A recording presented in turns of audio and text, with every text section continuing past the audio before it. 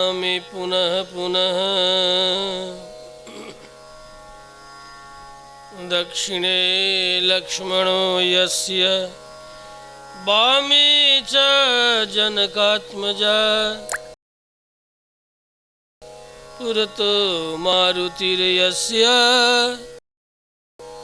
तं वन्दे रघुनन्दनम् कवीन्द्रं नौमि वाल्मीकिं यस्य रामायणी कथां चन्द्रिकामिव चिन्वन्ते चकोरा इव साधवः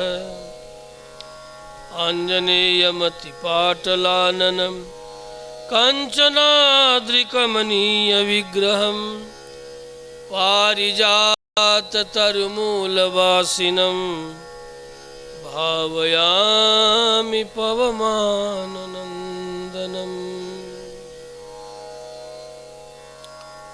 अनन्ताचार्य कृपया वेदान्तद्वयपारगं श्रीरामकृष्णाङ्घ्रिसदभक्तं विश्वगार्यं यतिं भजे। श्रीराम जय राम जय जय राम। श्रीराम जय राम जय जय राम। श्रीराम जय राम जय जय राम। श्रीराम जय राम जय जय राम। श्रीराम जय राम जय जय राम। श्रीराम जय राम जय जय राम। श्रीराम जय राम जय जय राम। श्रीराम जय राम जय जय राम। श्री रामभद्र भगवान की। अखिल ब्रह्मांड नायक आनंद कंद सच्चिदानंद अकारण करुणा वरुणालय भगवान श्रीमन्नारायण कण कण में व्याप्त होकर के समस्त चेतना चेतनात्मक जगत के कर्ता साक्षी एवं दृष्टा है, जिनका श्वास अनादिवेद अस्य महतो भूतस्य ऋग्वेद यजुर्वेद सामवेद अथर्वांगिरसः पंचमो वेदानां वेदः कहकर श्रुति भी प्रमाणित करती है।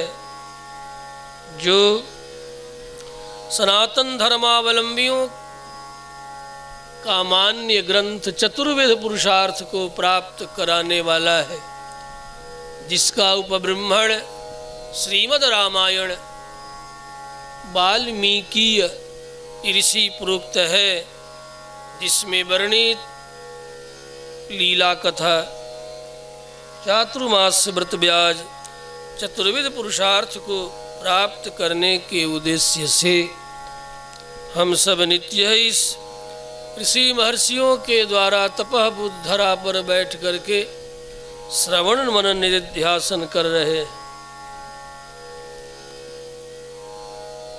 अरण्यकांड मारीच प्रसंग चल रहा है।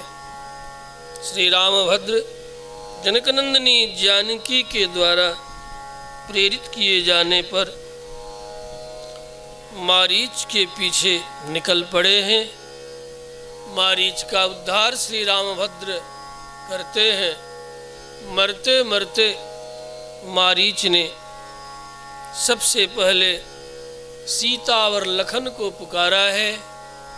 श्री रामभद्र के स्वर में जनकनंदिनी जानकी व्याकुल हो गई है और लखन को अनेक तरह से प्रेरित करती है।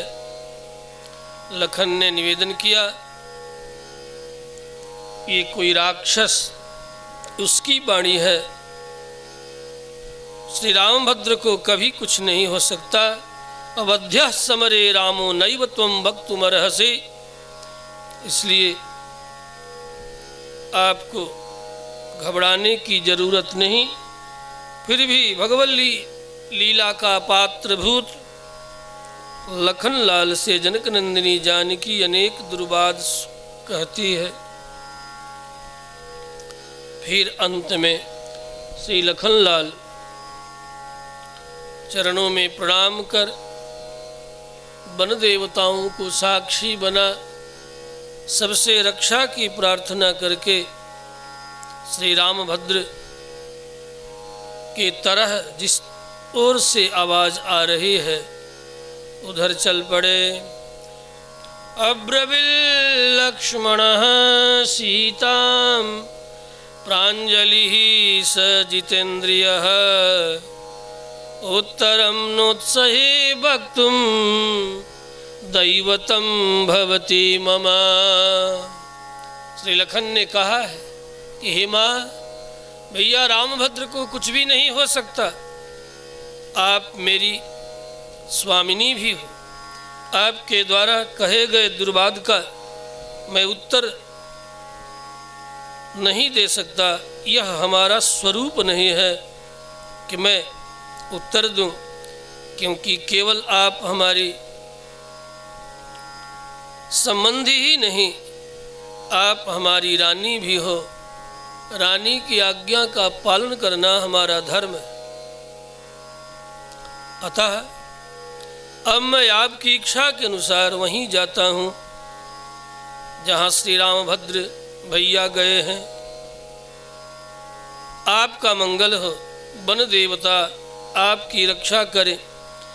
गच्छामि यत्र काकुत्स्थाः स्वस्तितेस्तु वरानने रक्षन्तु त्वां विशालाक्षे समग्रा वन देवता। हे वरानने, कहने का भाव, यद्यपि आपने मेरे प्रति दुर्वचनों का प्रयोग किया, परंतु मेरी दृष्टि में आप वरानने अर्थात श्रेष्ठ मुख वाली ही हो, ज्येष्ठ मुख वाली ही हो,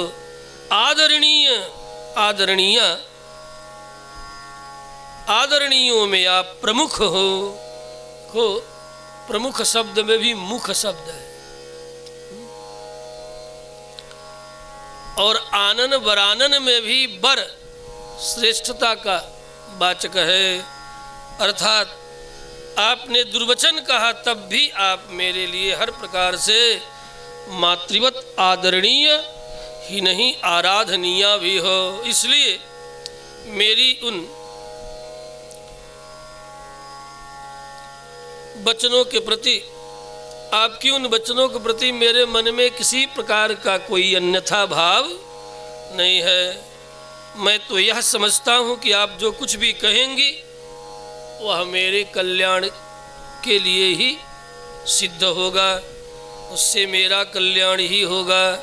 तात्पर्य है, बड़ी सुंदर शिक्षा है कि अपने से संबंध में ज्येष्ठ और श्रेष्ठ कदाचित कभी क्रोध में आकर दुर्वाद भी कहें तो सहन करे और उसी में अपना हित समझे।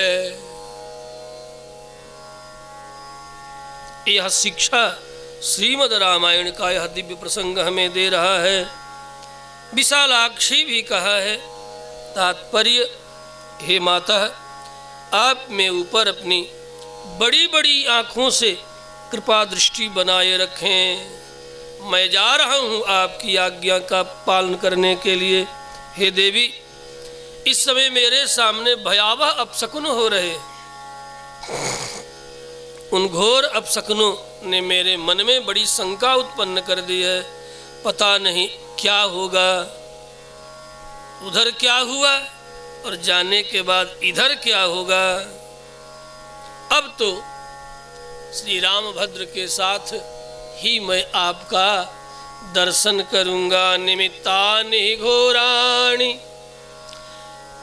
यानि प्रादुर्भवन्ति मे अपि त्वां सह रामेण पश्येयं पुनरागतः।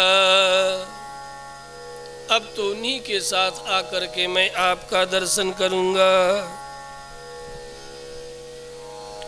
पुनः जानकी ने कहा, हे लखन, चलते चलते भी मैं राम जी से वियुक्त हो जाने पर गोदावरी नदी में प्रवेश करके अर्थात डूब करके मर जाऊंगे, अथवा कंठ में बंधन लगा करके फांसी पर लटक जाऊंगी, झूल जाऊंगी, अथवा दुर्गम पर्वत शिखर पर चढ़ करके वहां से कूद पड़ूंगी,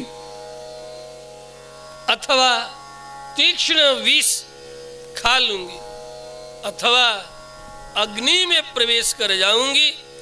परंतु श्री राम के अतिरिक्त किसी अन्य पुरुष का इच्छा पूर्वक स्पर्श नहीं करूंगे।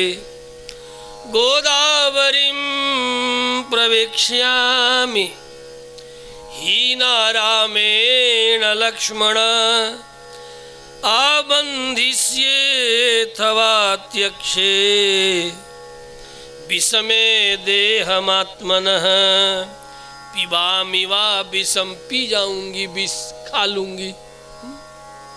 देवियाँ प्रायः कह बैठते विष खा लूंगी, जहर खा के मर जाऊंगी। कोई लाता क्यों नहीं मेरे लिए जहर, ऐसा भी कहती, कोई मुझे जहर क्यों नहीं दे देता। पिबामि वा विषम तीक्ष्णं प्रवेक्ष्यामि हुतासनं न त्वहं राघवादन्यं कदापि पुरुषं स्पृशे। प्रवेक्ष्यामि हुतासनं, मैं अग्नि में प्रवेश कर जाऊंगी। इसी प्रसंग का, इसी श्लोक का आधार लेकर के तिलक टीकाकार ने कूर्म पुराण के आधार पर बड़ा सुंदर भाव व्यक्त किया है। कूर्म पुराण में जनक नंदिनी जानकी ने बहन्याष्टक का पाठ किया है। जब लखनलाल चलने लगे उस समय अग्नि पुराण के अनुसार बहन्याष्टक अग्न्याष्टक है। इस अग्न्याष्टक का पाठ करने से स्त्रियों के सतीत्व की रक्षा होती है। तो जब अग्न्याष्टक का पाठ करती है जनक नंदिनी, तो अग्नि देवता प्रकट होकर के मायामयी सीता रख देते हैं और मूल सीता को पुत्रीवत लेकर के अंतर्धान हो जाते हैं।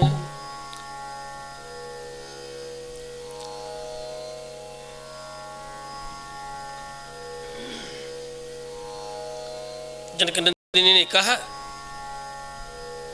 और कूर्म पुराण में साक्षात रावण गृहम न गमिष्यामि किंतु हम स्वरूपेण अग्नौ स्थित्वा माययैव तदहस्तं गमिष्यामि। प्रसंगांतर में जब राम जी ने जनक नंदिनी से कहा है कि अब कुछ लीला करूंगा, तब तक आप अग्नि में निवास करो, तुम पावकमः करो निवासा, तब तक आप पावक में निवास करो। तो चूंकि कल्प भेद हरिचरित सुहाए, बात जबकि हो तब की हो। अनेक रामायण में अनेक तरह से, पुराणांतर में भी अनेक तरह से वर्णन है। वाल्मीकि रामायण में प्रत्यक्ष नहीं है, केवल इतना ही है, प्रवेक्ष्यामि हुतासनम, मैं अग्नि में प्रवेश कर जाऊंगी। इतना कहकर के महर्षि वाल्मीकि ने पुराणांतर का समर्थन कर दिया है। तो किस पुराण का समर्थन किया? कूर्मादि पुराण का समर्थन किया। जब लखनलाल चले जाते हैं तब जानकी ने अग्न्याष्टक का पाठ किया है कि ठीक है, चूंकि पहले भी ये ज्ञात हो चुका है कि ये मारीच है, ये मारीच कोई और नहीं, लखनलाल ने, राम ने भी कह दिया है। इस मारीच को अथवा श्री राम और जनक नंदिनी जानकी दोनों में जो अभिसंधि हुई है, तो यही अभिसंधि हुई है कि रावण आएगा, आपका अपहरण करेगा और आपको इसके लिए तैयार होना होगा, तभी न राक्षसों का उद्धार होगा, तभी धर्म की रक्षा होगी। उस समय भी जनक नंदिनी जानकी ने क्या एकांत में श्री रामभद्र से निवेदन किया है, न प्रत्यक्षम नैव गमिष्यामि, मैं प्रत्यक्ष इस शरीर से रावण के साथ नहीं जा सकती। तो राम जी ने समझाया, बेटा ठीक है, तब तक आप अग्नि में रहो। और छाया सीता, माया सीता को रख दो। कुर्म पुराण में इस बात को सब प्रमाण, रामस्य सुभगां भार्यां रावणो राक्षसेश्वरः सीतां विशाल नयनां चकमे कालनोदितः। कुर्म पुराण में आचार्य वेदव्यास वर्णन करते हैं, रावण ने संकल्प किया कि मैं राम की पत्नी सीता का अपहरण करूंगा। रामस्य सुभगां भार्यां रावणो राक्षसेश्वरः सीतां विशाल नयनां चकमे कालनोदितः। काल से प्रेरित होकर के, अर्थात मृत्यु से प्रेरित होकर के रावण ने इस प्रकार के संकल्प किया। गृहीत्वा मायया वेशम चरंतिम विजने बने समाहर्तुम मनश्चक्रे तापसः किल कामिनीम। रावण क्या इधर सोच रहा है, मैं तपस्वी का रूप धारण करके जाऊंगा। हाँ, किस प्रकार के तपस्वी का रूप धारण करके जाऊंगा, मन में संकल्प करता है। साधारण तपस्वी के रूप में नहीं जाऊंगा, गैरिक तपस्वी के रूप में जाऊंगा। जिस गैरिक तपस्वियों के ऊपर भारतीय प्रजा, सनातनी प्रजा बड़ी आस्था, निष्ठा और विश्वास करती है, उस रूप में जाऊंगा। गृहीत्वा मायया वेशम चरंतिम विजने बने समाहर्तुम मनश्चक्रे तापसः किल कामिनीम विज्ञाय च तद्भावं स्मृत्वा दाशरथिं पतिं तद्भावं लंकायामेव हृदय कृतं ताप हरिष्यामि। इस प्रकार मैं जाकर के जनक नंदिनी जानकी का अपहरण कर लूंगा। जगाम शरणम बहनिम, इधर जानकी जान गए।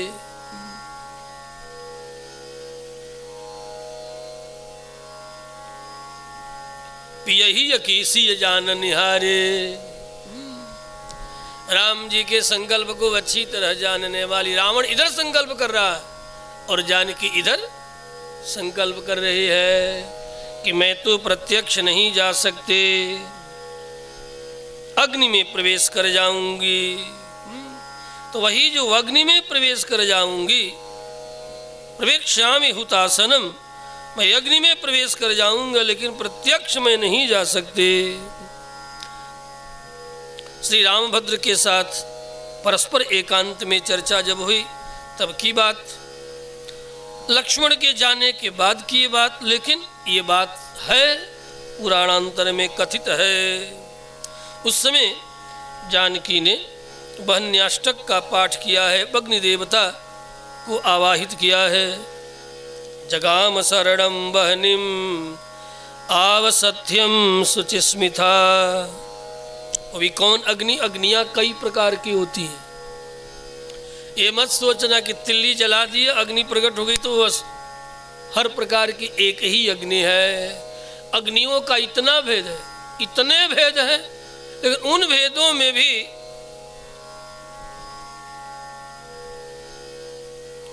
जो प्रधान प्रधान अग्नियां हैं, जनक नंदिनी जानकी ने जिस अग्नि में प्रवेश किया उस अग्नि का नाम है आवसत्य अग्नि। जो अग्नि घर में निवास करे,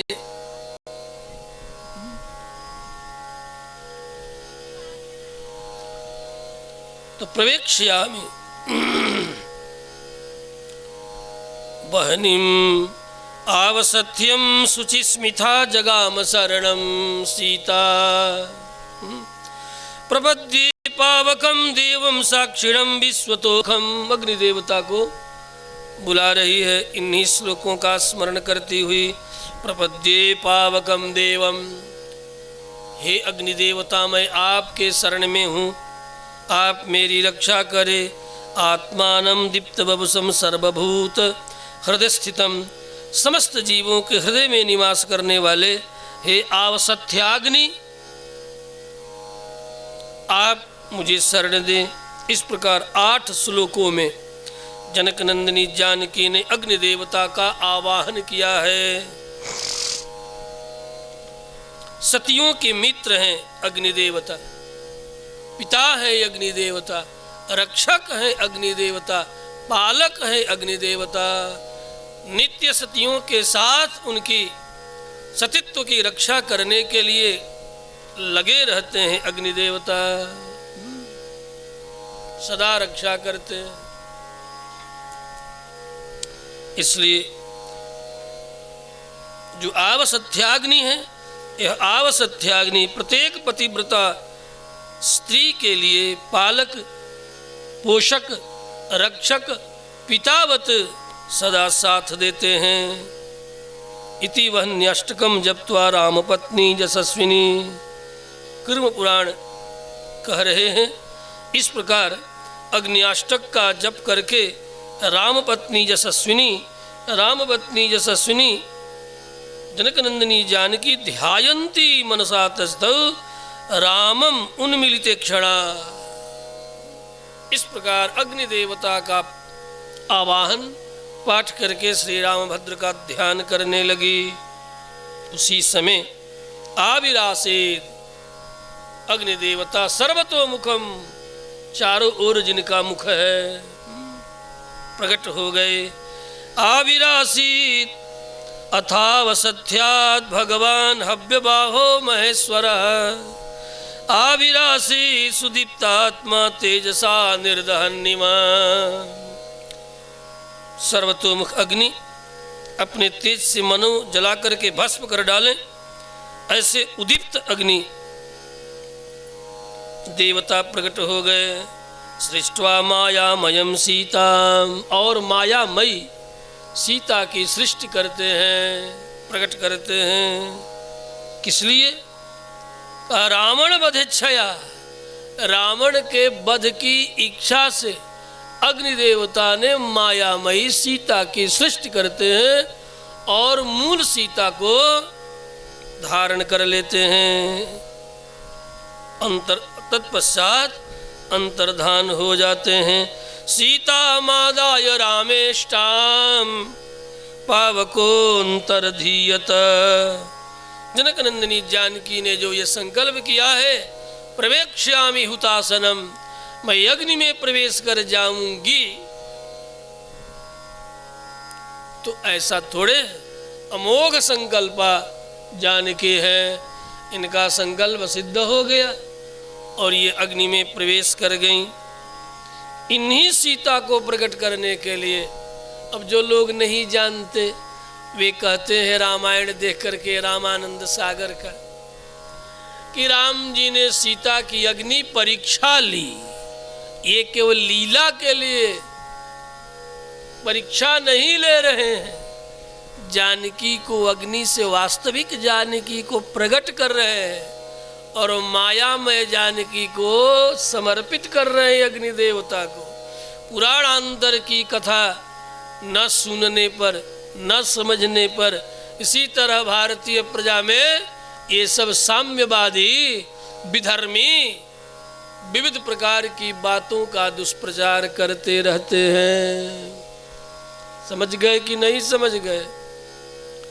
गदही कतनो दूध दे, सुन लो माई लोग, गदहिया, अब तनी लोक भाषा में कहे, गदहिया कतनो दूध दे, वो करे से शंकर जी के अभिषेक नहीं होगा, चाहे उटनिया, इसलिए कि शास्त्र में वर्जित है, दुर्गंध युक्त है, लेकिन औषधि है उटनी का दूध।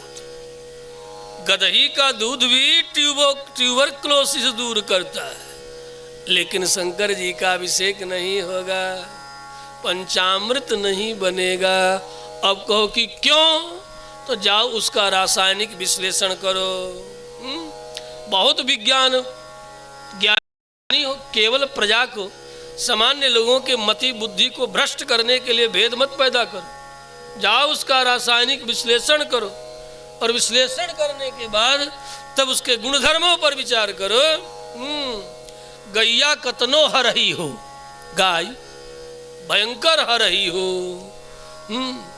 खूंटा पर खड़े खड़े कपड़ा चबा जाती हो, लेकिन उसी के दूध से भगवान का अभिषेक होगा, पंचामृत बनेगा, पंचगव्य बनेगा। गोदुग्धम अमृतोपमम, क्योंकि गोदुग्ध धारुष्णम अमृतोपमम, धारोष्ण अमृत है गाय का, गो दुग्धम अमृतोपमम चरक ने कहा गो दुग्ध अमृत है। इसलिए गाय के ही दुग्ध से, गदहिया के दूध से शंकर जी का अभिषेक ना ही होगा। अस्त का काहे नहीं होगा।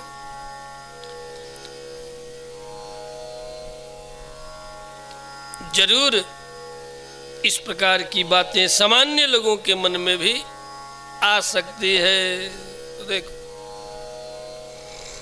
या तो इतनी बौद्धिक क्षमता आपकी हो कि गाय के दुग्ध और गदही के दुग्ध दोनों को अनेक काल तक प्रयोग करके देखो, सेवन करके देखो कि उसका परिणाम क्या हो रहा है। क्योंकि लाखों हजारों वर्षों तक प्रयोग करके समझ करके तब इस बात को पुनः ऋषियों ने, मंत्र दृष्टा ऋषियों ने तब जाकर के अपने धर्म शास्त्रों में उसे लिपिबद्ध किया। तस्मात् शास्त्रम प्रमाणम ते कार्याकार्ये व्यवस्थितौ। शास्त्र प्रमाण है कि क्या करे क्या न करे। क्यों प्रमाण है?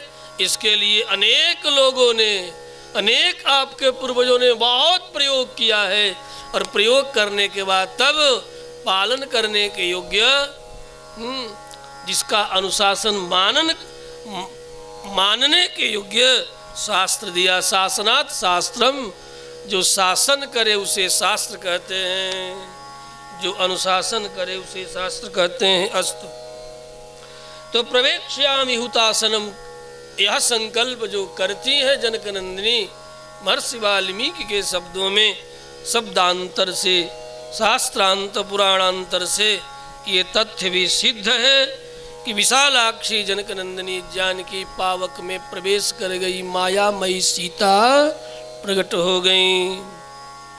नित्य किशोरी आँखों को बंद करके राम जी का ध्यान करके और अग्नि में प्रवेश की मायामयी सीता, क्योंकि राम जी से भी अभिसंधि की,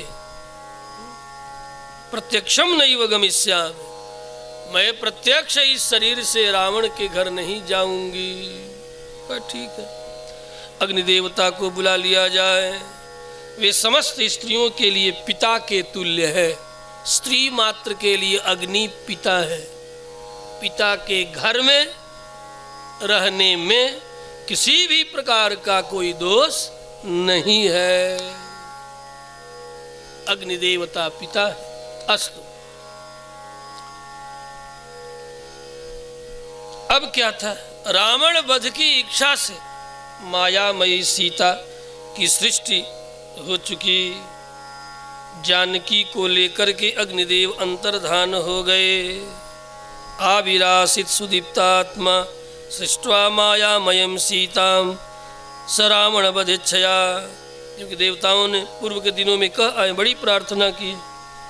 अग्निदेव भी तैयार हैं कि रावण के वध की इच्छा से इन्होंने भी रामलीला में अपना सहयोग किया। सीताम आदाय रामेष्टम पावकोन्तरधीयत अस्तु, प्रवेक्ष्यामि हुतासनम का यही सब विशिष्ट भाव है। जब जानकी ने कहा है कि मैं अपने यथार्थ रूप में रावण के घर में लंका नहीं जाऊंगी, ये भाव। आगे की कथा इन्हीं सीता को प्रकट करने के लिए जानकी की अग्नि परीक्षा लंका कांड में श्री रामभद्र के द्वारा उपस्थिति में, ये अग्नि परीक्षा नहीं है बल्कि लोक दृष्टि में अग्नि परीक्षा है। ये वास्तव में जनकनंदिनी जानकी के प्राकट्य लीला है।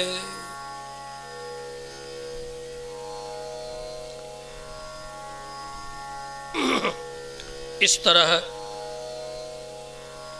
जानकी की प्रतीक्षा, नारायण जनकनंदिनी जानकी की प्रतिज्ञा की रक्षा हो गई कि मैं इस शरीर से रावण के लंका में नहीं जाऊंगी।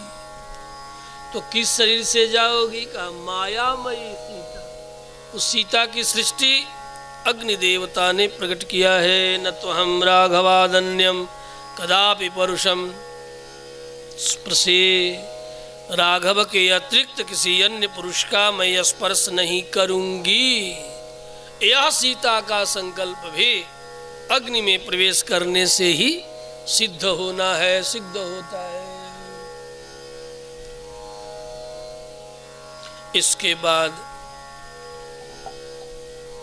सीता लखनलाल उधर अब जा रहे हैं और श्री राम के वियोग लीला को करती हुई अपना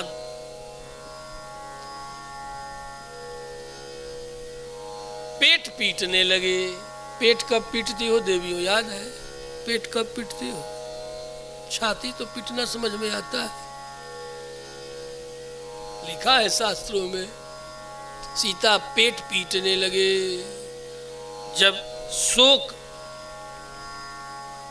जनित वियोग बढ़े तो उस वियोग में स्त्रियां पेट पीटती है, छाती नहीं पीटती। अलग अलग भाव है, लेकिन ऐसा अवसर कभी आया हो आप लोगों को, तब ये रामायण की कथा समझ में आएगी। पाणी व्याम रुदती दुखात उदरम प्रजघानः। ये कोई सामान्य ग्रंथ नहीं है, मनोविज्ञान का बहुत श्रेष्ठ ग्रंथ है श्रीमद् वाल्मीकि रामायण। किस स्थिति में कौन सी भंगिमा बनती है, कौन सी मुद्रा बनती है, उन मुद्राओं की भी चर्चा है। किस प्रकार का भाव प्रकट होगा तो आप स्वतः किस तरह की मुद्रा अभिव्यक्त करेंगे, शरीर की कौन सी भंगिमा होगी, उन सब भंगिमाओं की भी चर्चा है। तो पाणी व्याम रुदती, रोती हुई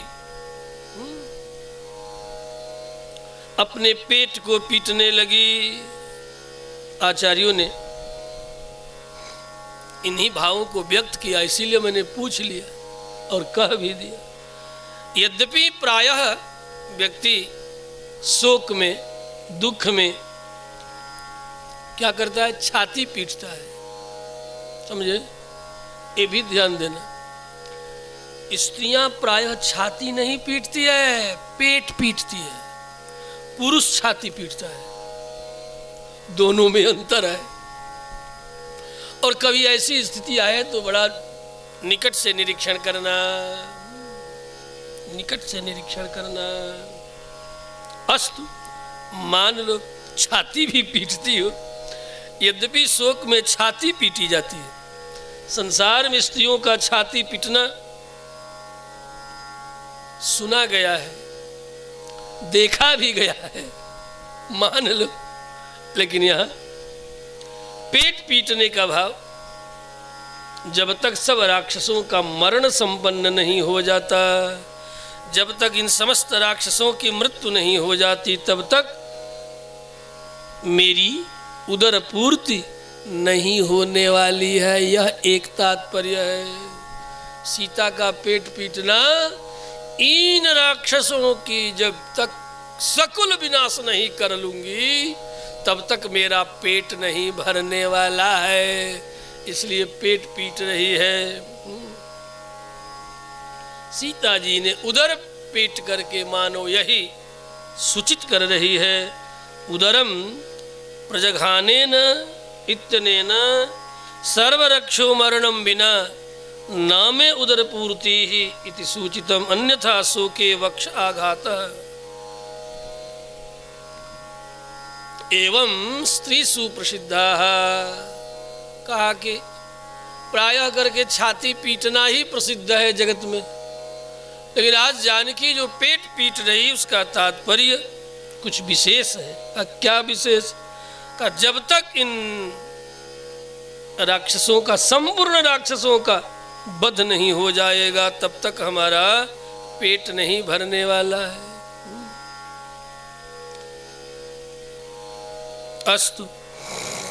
परम धैर्यवान से लक्ष्मण ने झुक करके जाते जाते जनक नंदिनी का अभिवादन किया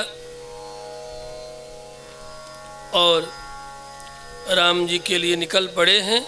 ततस्तु सीताम् अभिवाद्य लक्ष्मणः कृताञ्जलिः किंचिद विप्रणम्य आवीक्षमाणो बहुशः समैथिलीं जगाम रामस्य समीपमात्मवान्।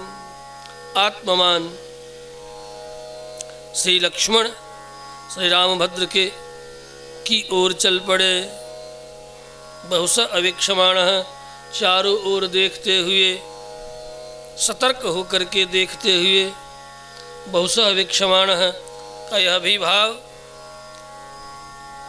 अकेली मैया जानकी को छोड़ करके जा तो रहा हूँ, लेकिन कैसे जाऊं, इस आशय से बार बार जाते जाते मुड़ मुड़ करके जनक नंदिनी जानकी की ओर देख रहे हैं। भैया राम ने कहा रक्षा करना, छोड़ करके जाना मत।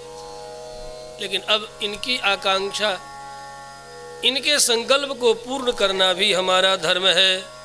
ये उनकी अर्धांगिनी है, उनकी आज्ञा का पालन करना भी मेरा धर्म है, और इनकी आज्ञा का पालन करना भी करूं तो क्या करूं। उन्हीं अर्थों में बहुशः अवीक्षमाणा, बार बार देख देख करके क्या करूं, कैसे छोड़ करके जाऊं। कुछ देर तक तो इसी दुविधा में रहे, इसीलिए बार बार देख रहे हैं। कथम एनाम एकाकिनीं त्यक्त्वा गमिष्यामि, इन्हें अकेले छोड़ कर के मैं कैसे जाऊं। भले हमने कह दिया अब तो रामभद्र के साथ ही आपको देखूंगा, लेकिन देखे बिना अर्थात रक्षा के भाव से रहा नहीं जा रहा है। लखन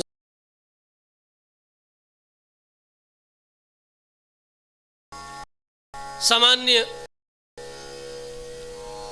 मानवीय पक्ष को अभिव्यक्त कर रहा है, बहुशः अन्वीक्षणम। तथापि फिर भी बड़ी धैर्य धारण करके, अत्यंत धैर्यवान होकर के भी इस स्थिति में धैर्य टूट रहा, फिर भी धैर्य धारण करके प्रस्थान कर रहे हैं।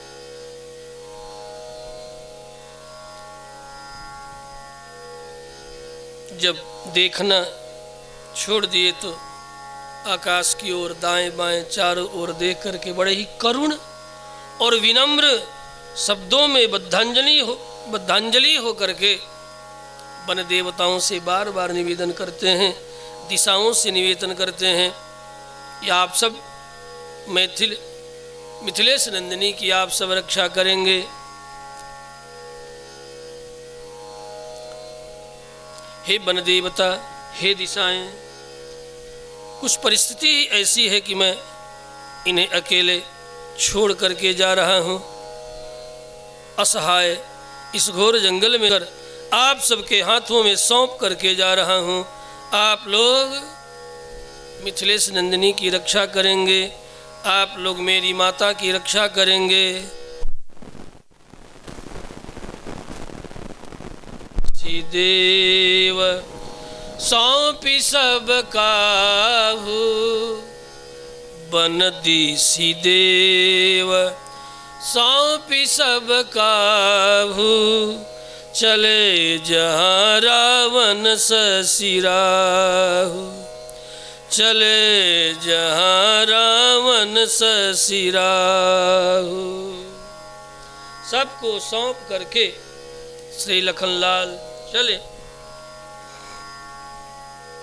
श्री रामभद्र की ओर।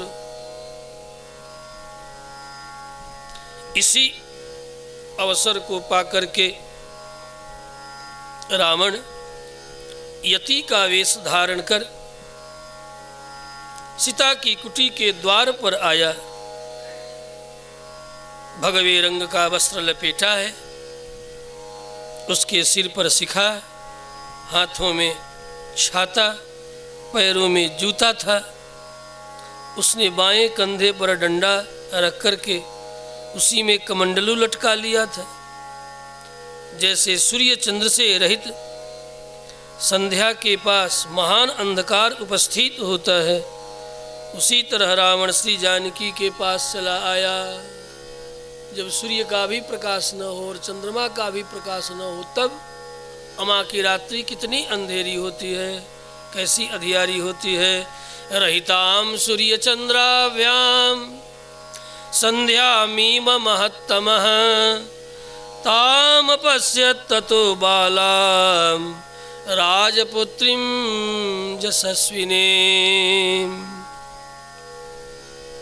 रावण सीता के सामने आ गया, मानो शनि ग्रह चित्रा के सामने आ गया हो। शनि ग्रह जब चित्रा के सामने से गुजरने लगता है, उस समय बड़ी पीड़ा देता है। अभ्यवर्तत वैदेहीं चित्रामिव शनैश्चरः। सीता जी ने उसका वेश देखकर वेश का सम्मान करने के लिए उसको आसन, जल, फल, मूल अर्पण किया है। इयं ऋषि ब्राह्मणं काममास्यतामिदं च पाद्यं प्रतिगृह्यतामिते।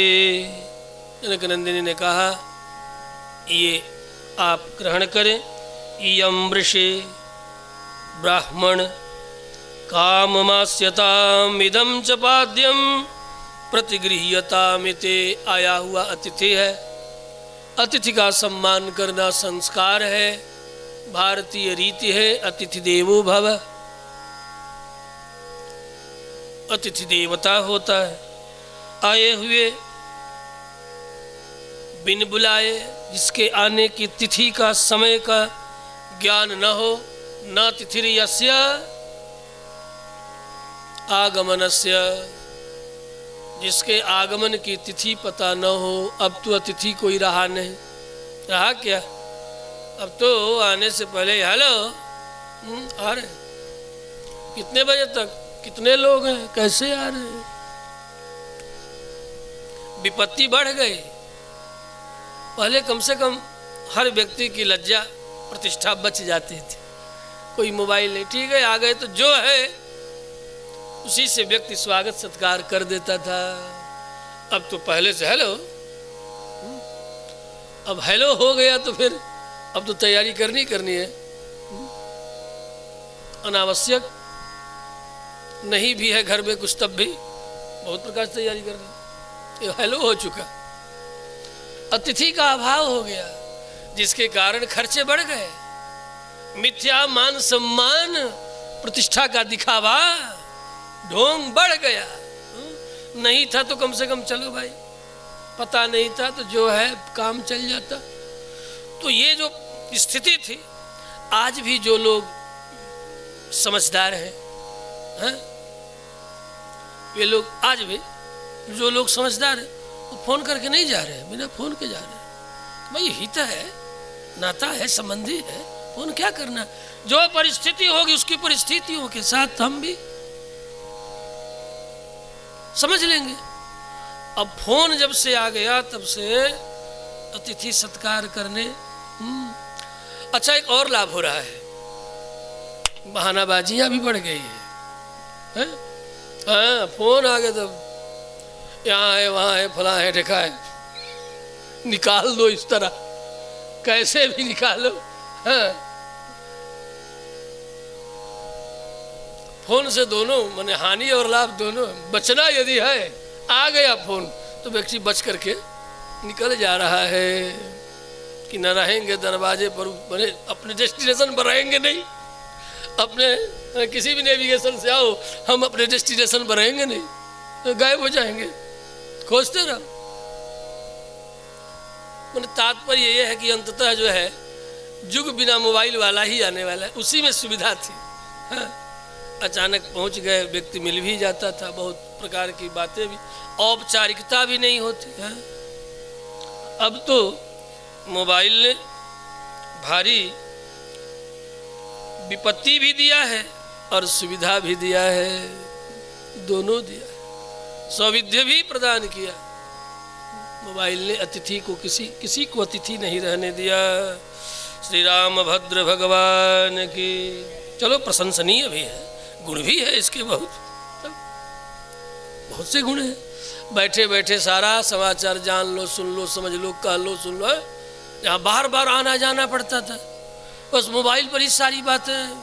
आना जाना कितना कम, ट्रेवलिंग चार्ज बहुत बचाया है मोबाइल, लाभ भी बहुत हुआ है। आने जाने का बहुत लाभ हुआ है इससे, और भी बहुत सी बात। तो कोई भी इस प्रकार के संयंत्र जिसका उपादेय पक्ष है, यदि लाभ पक्ष है तो हानि पक्ष भी है। श्री रामभद्र भगवान के। हर व्यक्ति अपने अपने मोबाइल में उलझा रहता है। पहले परिवार के सब लोग एक साथ बैठते, आपस में एक दूसरे का सुख दुख, हाल चाल, समाचार लेते देते। और उन समाचार लेने देने का भी अवसर अब भोजन के समय में भी वो चल रहा है। जौआ भर, एक दो नहीं, अलग अलग जौआ भर माने छैटी भर, टोकरी भर करके। अस्त श्री रामभद्र भगवान की। मैं निंदा नहीं कर रहा, निंदा में मेरा तात्पर्य नहीं, समझदारी में तात्पर्य।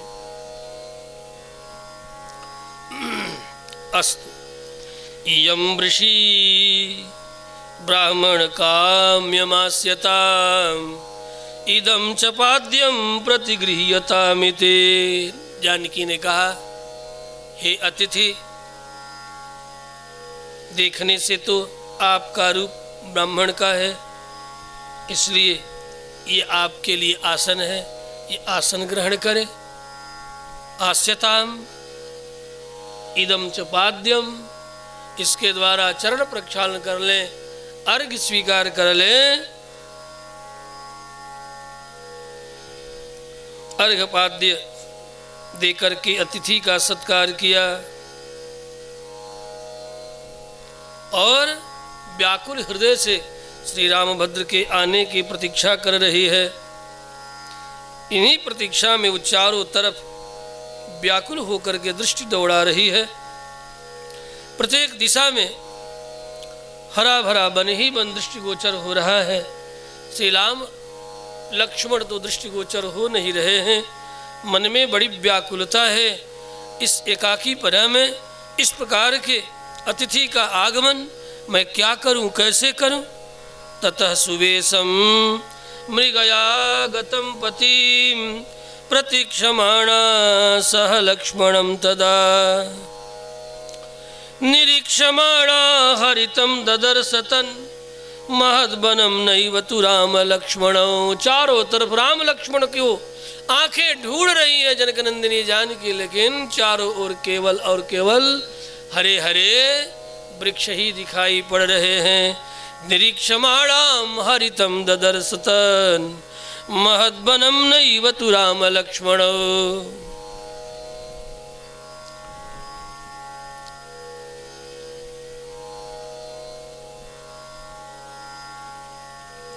रावण ने अनेक तरह से प्रश्न किया है। जानकी सोच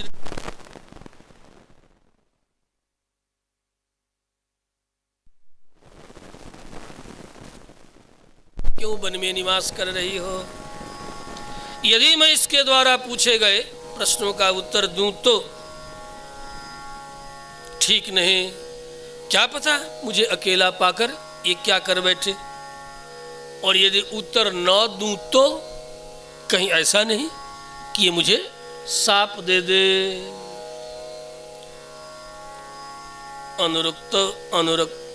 अनुक्तो ही सपेतमाम। यदि मैं उत्तर न दूं तो कहीं साप न दे दे। मानवीय लीला का आचरण करती हुई जनकनंदिनी जानकी अपने मन में इस तरह सोच रही है। यह सोचकर साप से बचना ही अच्छा है, सत्य को कहना ही ठीक है। ऐसा विचार करके सीता ने कहा, हे ब्राह्मण, मेरे आराध्य पति देवता,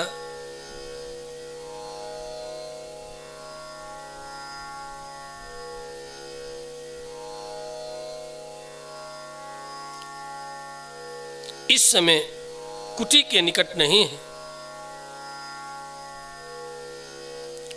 वे किसी से कुछ ग्रहण नहीं करते हैं, वे सदा सत्य भाषण ही करते हैं, कभी मिथ्या भाषण नहीं करते हैं।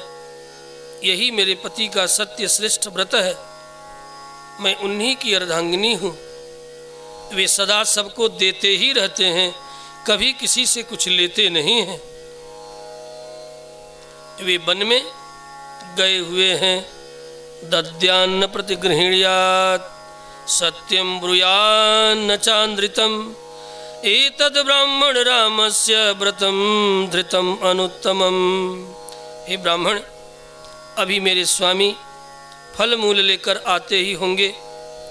वे आकर आपका आतिथ्य अच्छी तरह करेंगे। आप भी अपने नाम, गोत्र और कुल का परिचय तत्वतः दीजिए। जानकी ने अपना परिचय देना ही उचित समझा, सत्य कहना ही उचित समझा और अपने पति का स्वभाव कहना ही उचित समझा। वे कभी किसी से लेते नहीं, सबको देते ही है। अर्थात मेरे पति देवता ब्राह्मण नहीं है, वे ऋषि नहीं है, वे सबको देते ही हैं।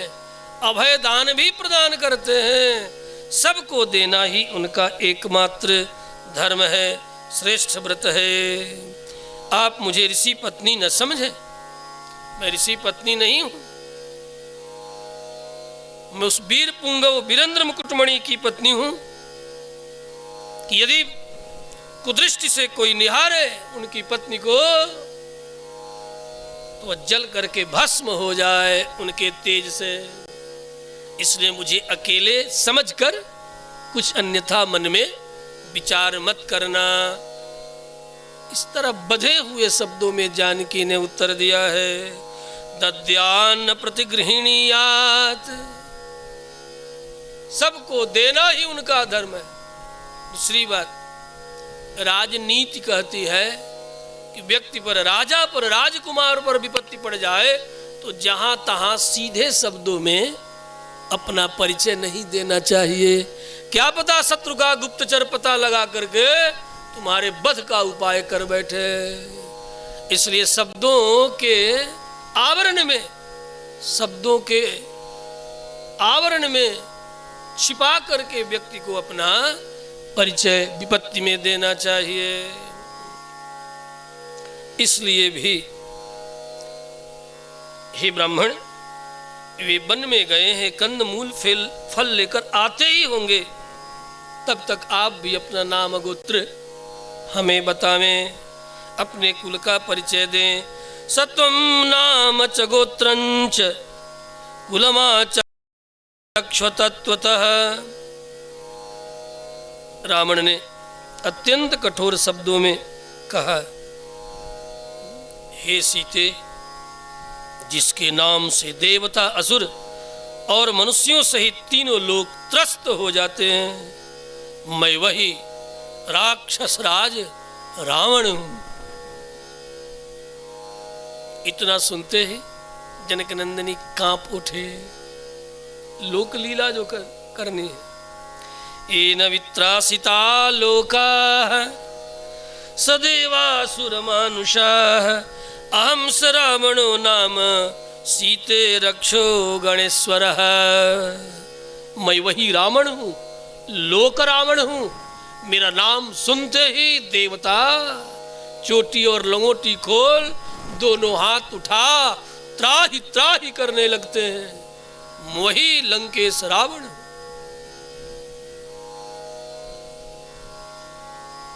हे सीते, तुम्हारी जैसी बहुत सी सुंदर स्त्रियों का अपहरण करके मैं लाया हूं अब तक। उन सब में तुम सर्वश्रेष्ठ मेरी महिषी महारानी बन जाओ, यही प्रस्ताव कर दिया। बह्वीनाम उत्तम स्त्रीणाम आहृतानाम इतस्ततः सर्वासामेव भद्रम ते ममाग्रमहिषी भवा। रावण इस प्रकार प्रस्ताव रख दिया। समुद्र के मध्य में एक पर्वत के शिखर पर बसी हुई महान नगरी हमारी लंका है, वही मेरी राजधानी है। चारों ओर से समुद्र से घिरी हुई है। लंका नाम समुद्रस्य मध्ये मम महापुरी सागरेण परिक्षिप्ता निविष्टा गिरिमूर्धने। रावण की ओछी नीची दुष्टता से भरी हुई बात सुनकर के सीता क्रुद्ध हो गई। रावण का अपमान करती हुई बोली, मेरे पतिदेव महान पर्वत के समान अविचल है, वीरेंद्र मुकुटमणि है, महासागर के समान प्रशांत भी है। मैं उन्हीं की अनुव्रता अनुरागिणी हूँ, जो समस्त शुभ लक्षणों से संपन्न है। बटच्छाया की तरह सबको सर्वकाल में सुख प्रदान करने वाले सत्य प्रतिज्ञ महाभाग श्री रामभद्र की मैं हृदय से अनुरागिणी अर्धांगिनी हूँ। इसलिए हे पापी राक्षस, जैसे सूर्य की प्रभा का कोई स्पर्श नहीं कर सकता, उसी प्रकार तू भी मुझे स्पर्श नहीं कर सकता। जैसे श्रृंगाल सियार के लिए सिंहिनी दुर्लभ है, उसी प्रकार तुम जैसे सियार गीदड़ों के लिए मैं सिंहिनी नहीं बनी हुई हूँ। मैं तुम्हारे जैसे गीदड़ों के लिए अत्यंत दुर्लभ हूँ। त्वं जम्बोर त्वं पुनः जम्बुकः सिंही मामी हेच्छसि दुर्लभान् शक्या त्वया स्रष्टुम् आदित्यस्य प्रभा यथा। जिस तरह आदित्य सूर्य की प्रभा सूर्य का त्याग नहीं कर सकते, अलग नहीं रह सकते, उसी तरह मैं सूर्य की प्रभा उनकी अनुरागिणी हूँ, अनन्या हूँ। प्रभा यथा। अरे राक्षस दुष्ट,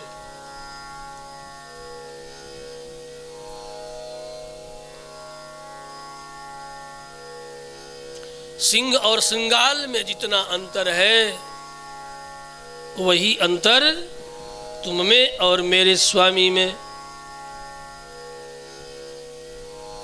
जो अंतर नदी और समुद्र में है, वही अंतर तुम में और अंतर। यदंतरम श्रृंग श्रृंगालयोर बने यदंतरम स्यंदनिका समुद्रयोः सुराग्रसौ वीरक योर्यदंतरम तदंतरम दाशरथे स्तवैव च जदंतरम शीसलोहयो जदंतरम चंदन वारि पंकयोः जदंतरम हस्ति बिडालयोर्बने तदंतरम दाशरथे स्तवैव च। अरे रावण दुष्ट, जो अंतर गरुड़ और काक में है, जो अंतर मयूर और जल काक में है, जो अंतर हंस और गीध में है, वही अंतर दशरथ नंदन राम और तुम में है। जदंतरम वायस वै नते अयोः जदंतरम मद्गुमयूरयोरपि जदंतरम हंसकम जदंतरम हंसक गृद्धयोर्बने तदंतरम दाशरथे स्तवैव च।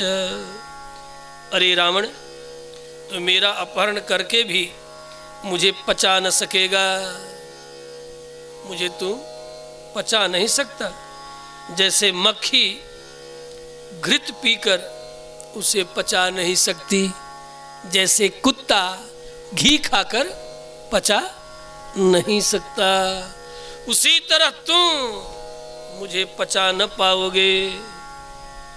सीता की बात सुनकर के रावण और क्रोध में भर गया। अब आंखों से चिंगारी निकलने लगी। तुम मेरा परिचय नहीं जानती। मैं महर्षि विश्रवा के पुत्र धनाध्यक्ष कुबेर का सौतेला भाई, उत्तम कुल पुलस्त कहनाते, शिव विरंची पूजय बहुभांति। तुम मुझे नहीं जानते, मेरा भी कुल किसी से छिपा नहीं है। मैं धनाध्यक्ष कुबेर का भाई, विश्रवा का पुत्र और ऋषि पुलस्त्य का पौत्र हूं। तुम मेरा अपमान कर रही हो। मैं प्रतापी दशग्रीव रावण हूं। भ्राता वैश्रवणस्याहं सापत्नो बरवर्णिनी, रावणो नाम भद्रम ते दशग्रीवः प्रतापवान। जनक नंदिनी ने कहा, अरे दुष्ट रावण, तुम्हें अपना परिचय देने में लज्जा की अनुभूति नहीं हुई? संपूर्ण देवताओं से सम्मानित वैश्रवण कुबेर हैं, तुम उनको अपना भाई कहकर इस प्रकार के पाप कर्म में कैसे प्रवृत्त हो रहे हो? तुम्हारे जैसा दुष्ट भाई भला धनद कुबेर के हूं, उनके साथ अपने को जोड़ करके तुझे तनिक लज्जा नहीं आई? कहा कुबेर और कहा तुम्हारे जैसे दुष्ट, उनके साथ अपनी तुलना कर रहा है तू, जो कि देवताओं के धनाध्यक्ष हैं, जिनके शील शिष्टाचार सदाचार का कोई सानी नहीं, कोई मानी नहीं, और कहा ये तुम्हारी दुष्टता? तुझे लज्जा नहीं आई? अपने पाप कर्मों का सहभागी अपने भाई धनत को उनका परिचय देकर के तू बनाने चला है। तू अपने ज्येष्ठ भ्राता कुबेर को भी कलंकित कर रहा है। तू जो कर रहा है तू ही कर, लेकिन धनत के साथ तू अपनी तुलना मत कर। उनका तू भाई मत बन। उनका भाई तुम्हारे जैसे दुष्ट दुराचारी दुरात्मा नहीं होते। कथम वैस श्रवणम देवम सर्वदेव नमस्कृतम, कहाँ समस्त देवता जिन्हें नमस्कार करते, जिनके चरणों की वंदना करते, ऐसे कुबेर का भाई तुम्हारे जैसे दुष्ट अनाचारी पापाचारी। भ्रातरम व्यपदिश्य त्वम अशुभम कर्तुमिच्छसे, ऐसे धर्मात्मा कुबेर का भाई बन करके दुष्टता करने चला है तू, पापाचार करने चला है।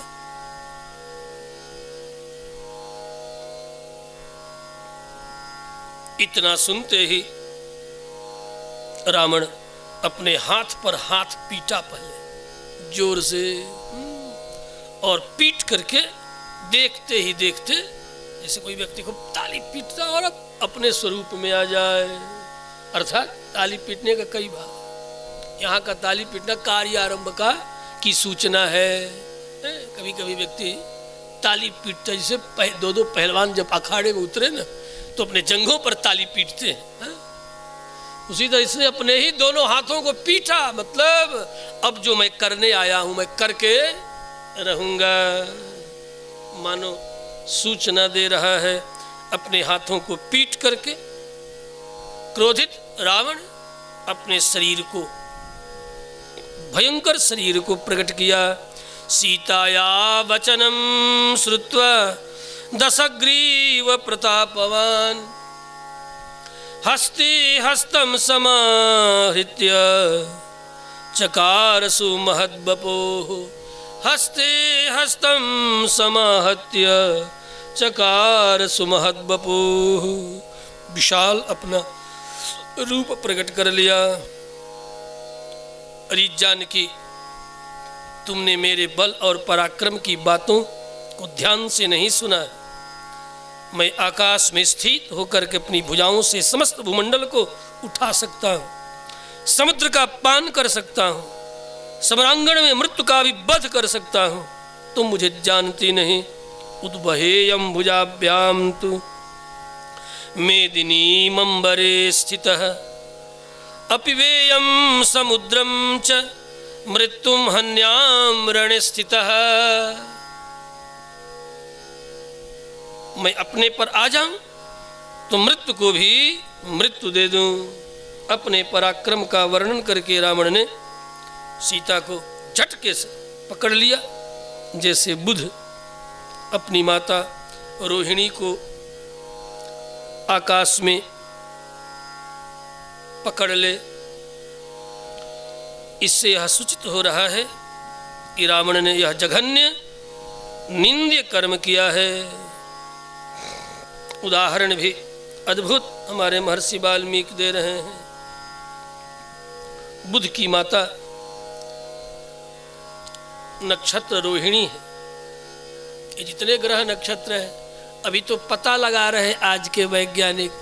अब वैज्ञानिकों से कहो, खगोलविदों से, कि बुध का जनक जननी कौन है, तो जो नक्षत्र रोहिणी है, रोहिणी नक्षत्र के द्वारा ही बुध नामक जो ग्रह है, रोहिणी नक्षत्र जो आकाश में है, उस रोहिणी नक्षत्र से बुध प्रकट हुआ है। अब आज का खगोल विज्ञान अभी अपने ही सौर्य मंडल के ग्रहों को पता न लगा सका है, लेकिन डींगे इतनी हाँक रहा है कि सीमा पार डींग हाँक रहा है। और ये देखो, महर्षि अपनी ऋतंबरा प्रज्ञा के द्वारा बुध नामक जो ग्रह है, इसकी माँ कौन है, किससे प्रकट हुआ है, ये बता रहे हैं। और उदाहरण दे, साहित्य में भी विज्ञान की, खगोल विज्ञान की कितनी बड़ी बातें कह गए। जग्राह रावण सीताम बुध खेरोहिणी मिम। ये उसी तरह हुआ जैसे बुध नामक पुत्र अपनी माता रोहिणी को कुदृष्टि दुष्ट भाव से पकड़ ले, ऐसा उदाहरण महर्षि ने दिया है। उसी समय रावण का मायामय रथ आ गया, उसमें गधे जूते हुए थे, उसकी ध्वनि भी गधे के स्वर के समान कर्कश थी। रावण ने सीता को हठात रथ पर बिठा लिया और वन में दूर लेकर के चला गया। जनकनंदिनी जानकी अपने प्राण प्रियतम श्री रामभद्र को बार बार हे राम कह करके व्याकुल हो करके ऊंचे स्वर से पुकारने लगे। सा गृहीताति चुक्रोश रावणेन यशस्विनी रामेति सीता दुःखार्ता रामं दूरं गतं वने। जनकनंदिनी बार बार विलाप करती हुई उच्च स्वर से पुकार रही है, हे महाबाहु लखन, यह राम काम रूप राक्षस मेरा हरण करके मुझे लेकर के जा रहा है। हा हंत, आप दोनों भाइयों को इसका तनिक भी ज्ञान नहीं। अब मैं करूं तो क्या करूं, हाय मैं क्या करूं, इस तरह विलाप कर रही है।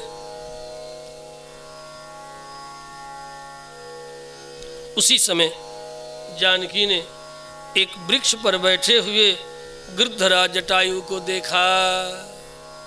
श्री राम जय जय राम, श्री राम जय जय राम, श्री राम जय जय राम, श्री राम जय जय राम। मानो जटायु ध्यान मग्न है, श्री रामभद्र का स्मरण कर रहे हैं।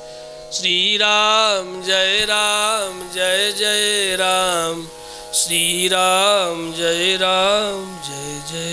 राम, श्री राम जय जय राम, श्री राम जय जय राम। जानकी ने गिरधराज जटायु को देख करके निवेदन किया, हे मेरे पिता के तुल्य गिरधराज, मुझ अनाथा को यह क्रूर कर्मा दुष्ट राक्षस अपहरण करके मुझे लेकर के चला जा रहा है। आप मुझे बचाइए हे तात, यह राक्षस अत्यंत क्रूर, ये मुझे अपहरण करके लेकर के चला जा रहा है। मुझे पता है कि आप इसे रोक न पाएंगे, आप वृद्ध हैं। यह राक्षस बड़ा बलवान है, अनेक युद्धों में विजयी होने के कारण इसका दुस्साहस बड़ा बढ़ गया है, ये बड़ा साहसी है, इसका मन शुद्ध भी नहीं है, बड़ा दुष्ट है, इसकी बुद्धि भी दुष्ट है। हे आर्य, हे पितृकल्प, हे मेरे पिता के समान, मेरे अपहरण का समस्त वृत्तांत ही कम से कम करुणा निधान जब आवे तो उन्हें आप सुना देना। ये राक्षस मुझे अपहरण करके लेकर के जा रहा है, आप ठीक ठीक कम से कम सूचना आप कर देना, सूचित कर देना। जटायोपस्य मामार्य ह्रियमाणम अनाथवत् अनेन राक्षसेन्द्रेण अकरुणं पापकर्मणा नैष वारयितुं शक्यः त्वया क्रूरो निशाचरः स्वत्वाञ्जितः काशी च सायुधस्यैव दुर्मतेः स्वत्वाञ्जितः काशी च सायुधस्यैव दुर्मतिः रामाय तु यथा तत्त्वं जटायो हरणं मम। हे वृद्ध जटायु, हे तात, सूचना दे देना। लेकिन रावण ने विचार किया, नारायण जटायु ने विचार किया, सूचना तो बाद में, पहले मैं प्रयत्न करूंगा। जनक नंदिनी जानकी को बचाना हमारा धर्म है, मेरे जीते ये राक्षस लेकर के नहीं जा सकता। जटायु ने ललकारा है रावण को, हे दशग्रीव, मैं महाबलवान गृद्धराज जटायु हूं, जरा मुझे तू देख ले। इंद्र और वरुण की तरह शक्ति संपन्न दशरथ नंदन श्री राम सर्वजन हितैषी और संपूर्ण लोक के स्वामी, तुम जिनका हरण करना चाहते हो, जिनका हरण करके लेकर के जा रहे हो, ये जगदीश्वर श्री रामभद्र की पट्ट महिषी हैं, धर्म पत्नी हैं। सीता नाम वरारोहा याम त्वं हरतुमिच्छसि तस्यै सा लोकनाथस्य धर्मपत्नी यशस्विनी। हे रावण, इसके पहले कि श्री राम अपनी आग्नेय दृष्टि से तुम्हें जला करके भस्म करें, उससे पहले उनकी धर्मपत्नी जानकी को तुम शीघ्र ही छोड़ दो। क्षिप्रम विसृज वैदेहीं मात्वा घोरेण चक्षुषा दहेद्दहन भूतेन वृत्रम इंद्रासनिर्यथा। हे रावण, तुमने अपने वस्त्र में विषधर सर्प को बांध लिया है, तू नहीं जानता कि तू क्या कर रहा है। तू अपनी मृत्यु को ही अपने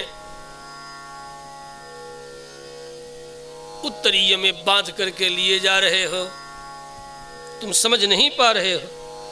तुम अपने कंठ में स्वतः स्वयं अपने फांसी के फंदे को डालकर ले जा रहे हो। तुम उस कालपास को देख नहीं पा रहे हो, तुम निश्चय ही कालपास से बंधे होकर के ऐसा दुष्कर्म कर रहे हो। ग्रीवायाम प्रतिमुक्तंच कालपासम न पश्यसि सर्पमासी विसंबद्ध्वा वस्त्रांते नावबुध्यसे। नहीं जानता तू क्या कर रहा है। अरे दुष्ट रावण, किसी भी व्यक्ति को उतना ही भार उठाना चाहिए जो उसे विकल न कर दे, व्यथित न कर दे, और वही अन्न और उतना ही अन्न खाना चाहिए, पाना चाहिए, जिसे पाने के बाद पेट में पीड़ा न होने लगे। कभी कभी देखें ना, बहुत स्वादिष्ट हो तो व्यक्ति आवश्यकता से अधिक खा लेता है, और जब आवश्यकता से अधिक खा लेता है तो पेट में पीड़ा होने लगती है। कितना सुंदर उदाहरण दिया है। तो क्या उन्हें इस शरीर विज्ञान का बोध नहीं होगा? तभी वे उत्तर दे रहे। निश्चय ही शरीर विज्ञान का बोध होगा, इस भाव का बोध होगा कि जितना और जैसा पाना चाहिए, जितना पा सकते उतना ही पाना चाहिए। अधिक खाओगे तो पेट में पीड़ा होगी। इतना ही नहीं, मृत्यु भी हो सकती है ग्रेन पॉइजन के द्वारा। बहुत अधिक खा लेने पर जो तुम्हारे लिए रस बन करके, रक्त बन करके तुम्हें पोषण देता है, वही अन्न यदि बहुत अधिक और योग्यता से अधिक, सामर्थ्य से अधिक, भूख से अधिक खा लिए जाने पर विष का कार्य कर बैठता है और अंत में उस खाने वाले को मार डालता है। आजकल तो प्रसिद्ध हो गया ग्रेन पॉइजन, और अब तो ये बहुत बढ़ रहा है, क्योंकि जब से ये फास्ट फूड क्या क्या आजकल नया नया नाम आ गया है, मैगी इत्यादि फास्ट फूड, जंक फूड भी अंग्रेजी के ऐसे सब लुभावने सब फास्ट फूड, जंक फूड। और ये सब क्या है वास्तव में? ये फास्ट फूड क्या है, जंक फूड क्या है? ये तो पॉइजन, इसे सीधे कहा जाए पॉइजन फॉर हेल्थ। ये विष है। आजकल व्यक्ति जल्दी में, और हमारी देवियां भी अब जल्दी में बच्चों को वही फास्ट फूड खिला रहे हैं। बस करे तो क्या कर? अब ये ममता मई है तो बच्चा जो मांगता है वही दे देती है, और इन्हें भी सुविधा लगता है। फट गैस ऑन, अब तो गैस ऑन कर रहा है। अब तो ऐसे ऐसे सब यंत्र आ गया, और नया नया सब यंत्र आ गया है। अब तो वो भी वो पट किट करने वाला लाइटर भी, क्या बोलते हैं उसको, लाइटर ना, अब उसकी भी जरूरत नहीं है। अब तो केवल ऐसा हाथ घुमा दो, लौ निकल जाए। श्री राम भद्र भगवान की जय। सुविधा बंधुओं, सुविधा दुविधा भी लेकर के आती है। सुविधा दुविधा, दुविधा ही नहीं, बहुत प्रकार के आदि और व्याधियां भी लेकर के, कई दिनों का सड़ा हुआ, क्या पता क्या क्या डाल के सड़ा करके, ये सब पिज्जा बर्गर और मैगी, राम राम राम राम। लेकिन और उसे जानते हो क्या लिखा है? A1 मीन्स जानते हो क्या होता है? शिक्षा बहुत जरूरी है। A1 मीन्स होता है, कौन सा ग्रेड उसे मैं दूं? सेकेंड ग्रेड भी कहना ठीक नहीं है, मतलब घटिया। ये भारतीयों की बुद्धि A1, जहां आपको A1 लिखा मिले, समझ लेना कि ये पश्चिमी जगत का कुचक्र है, दुनिया का सबसे घटिया पदार्थ है वो, जो उसके भीतर भरा हुआ है। A1 मीन्स घटिया होता है, उसको फर्स्ट क्लास मत समझ लेना। A1 मीन्स घटिया होता है। हाँ, ध्यान देना का। वैसे अंग्रेजी के सीधे वोकाबुलरी में A1 मीन्स घटिया नहीं लिखा मिलेगा आपको, लेकिन वो कुचक्र है कि उस पर A1 लिखा है, और आप A1 पढ़ करके जहां जहां A1 लिखा हुआ मिले उसको दूर से नमस्कार करना, श्री राम जय राम करना। नहीं तो क्या पता वो कौन कौन सी विपत्ति लेकर के तुम्हारे शरीर में प्रवेश करेगा, और समय आने पर अनेक प्रकार की आदि व्याधियों के रूप में प्रकट होगा। इसलिए A1 के चक्कर में मत पड़ना। श्री राम भद्र भगवान की जय।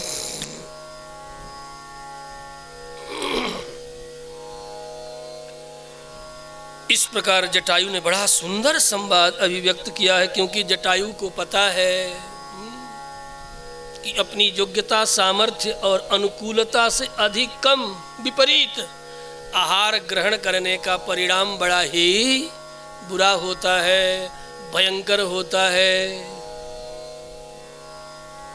अब इनसे अधिक भला और कौन जाने। ग्रीवायाम प्रतिमुक्तंच कालपासम न पश्यसि। रे दुष्ट रावण, तू अपने ही गले में फांसी बांध करके नहीं जानता कि मैं क्या कर रहा हूं। वही अन्न खाना चाहिए जो सरलता से पच जाए, रोग न उत्पन्न करे। सभारः सौम्य भरतव्यो, कितना थोड़े में महर्षि वाल्मीकि ने निवेदन किया है। जीर्यते यद अनामयम, तदन्नमपि भोक्तव्यम, वही भोजन करना चाहिए। तदन्नमपि भोक्तव्यम, भोजन का सूत्र है ये। तदन्नमपि भोक्तव्यम जीर्यते यद नामयम, जो आसानी से पच जाए, जिसका नाम फास्ट फूड है। आसानी से पचता है क्या? नहीं ना। बने भली जल्दी, पहले से वो बन करके आया हुआ है, बस केवल गरम कर दो और क्या क्या उस पर जो है छिड़क दो। अच्छा, सुना हूं, मैं तो आज तक खाया नहीं है, क्योंकि हम लोगों के उस जो जमाना चला, उस जमाने से पहले ये सब पैकेट बंद कुछ चीजें ही नहीं था। और लगभग 35-36 वर्ष हो गया इस प्रकार के जीवन जीते हुए। तो समय तब बहुत होता तो बिस्किट चलता था, हाँ, बिस्किट वाला जमाना था। अब अभी जो नया नया जमाना आ गया, क्या क्या आ गया अब तो ऑनलाइन का जमाना नहीं होता तो मुझे पता भी नहीं चलता कि दुनिया के घरों में आजकल की माताओं की रसोई में क्या क्या बन रहा है। इधर ऑनलाइन का जमाना आ गया कि पता चल रहा है कि आजकल की नई नवेलियाँ अपने बच्चों को कैसे कैसे जंक फूड, फास्ट फूड खिला रही हैं। अस्तु, महर्षि वाल्मीकि ने निवेदन किया, तदन्नमपि भोक्तव्यम, वही भोजन करना, जीर्यते, जो सरलता से, जीर्यते नाम पच जाए, और पचने के बाद किसी भी प्रकार का कोई आमय अर्थात रोग न उत्पन्न करे। जीर्यते यद अनामयम, जिससे कोई रोग उत्पन्न न हो। उसी प्रकार के वस्तुओं का, किन किन वस्तुओं को एक साथ नहीं खाना, उसका भी अलग लिस्ट है। ठीक ना? दूध के साथ क्या क्या नहीं खाना, किस किन किन फलों के साथ क्या क्या नहीं खाना, एक लंबा चौड़ा लिस्ट है। इस पर भी खाद्य विज्ञान को सबको ध्यान देना चाहिए। लेकिन अब तो सब गड़बड़ झाला हो रहा है, और ये जानबूझ कर के किया कराया जा रहा है कि आप रोगी बने। अब देखो आजकल शेक चला है, शेक, मिल्क शेक, देखो थोड़ी देर के लिए। तो दूध के साथ कौन कौन सा फल लेना है, इसे समझना हो तो ये लिस्ट है, चरक संहिता में लिस्ट है, माधव निदान में लिस्ट है। उन लिस्टों को अब ऐसे भी व्यवहार से भी जानना चाहिए। अब मिल्क शेक में नाना प्रकार के फलों के टुकड़े उसमें डाल दिए जा रहे हैं। जिन जिन फलों का उसके साथ विषपूर्ण संबंध है, विषाक्त कर दे, उन फलों को नहीं ग्रहण करना चाहिए। अब दूध के साथ केला एक हद तक कफकारी है, तो कफ का विनाशक दुग्ध है। उसमें सगुड़म दुग्धम फलेन, कौन कौन सा, दूध के साथ, पुनः आम्र, दुग्ध के साथ आंवला, कुछ एक फल ऐसे हैं। लेकिन अब दूध के साथ स्ट्रॉबेरी, दूध के साथ देख रहा हूं कि वो चम चम चम चम चमक रहा है, अनार का, वो भी ऊपर ऊपर डाल दे रहा है, निषिद्ध है। दुग्ध के साथ अंगूर का, अंगूर के टुकड़े, दुग्ध के साथ अनार के फलियां, दुग्ध के साथ पपीता यदि खा लिया तो अतिसार आपको होना है। मुंह पेट दोनों चला करके 24-48 घंटा में वो आपको मारेगा। इसलिए दुग्ध के साथ कभी आगे और पीछे दोनों अंतर कम से कम 30 से 45 मिनट का अंतर होना चाहिए, जिससे कि वो पच जाए, एंजाइम्स उसमें लग जाए, पाचक रसों के साथ मिल करके वह पच करके पेट से नीचे उतर जाए छोटी आंत में। जब तक वह पेट में है, अमाशय में है, तब तक आप दुग्ध का सेवन न करें। वो पच करके अमाशय में उतर जाए, नारायण, अमाशय से आंत में उतर जाए, अग्न्याशय के नीचे हो जाए। इसके लिए वैसे आप जब भरपेट भोजन करते हैं तो उसके लिए कम से कम 1 जाम प्रतीक्षा करनी।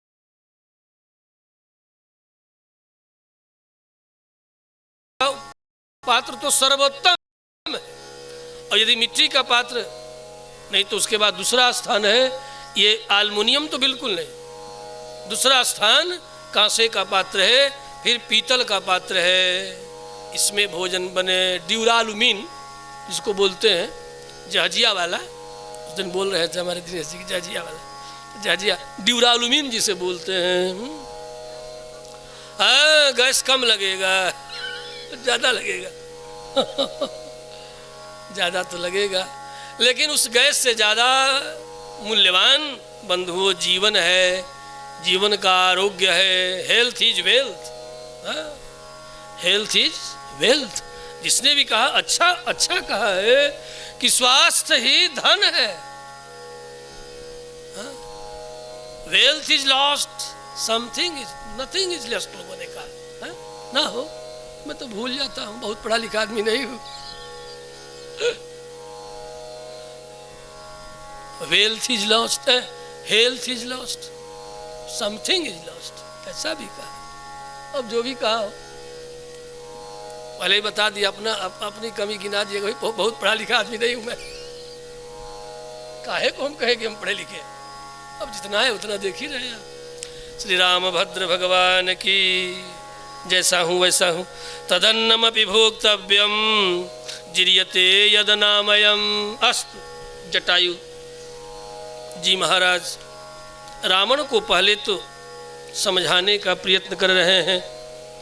जब रावण जटायु की साम नीति का आदर नहीं किया, समझाने का कुछ उत्तर नहीं दिया, तब युद्ध नीति विशारद जटायु ने कहा, हे दशग्रीव सुन, मैं 60,000 वर्ष का वृद्ध हूं,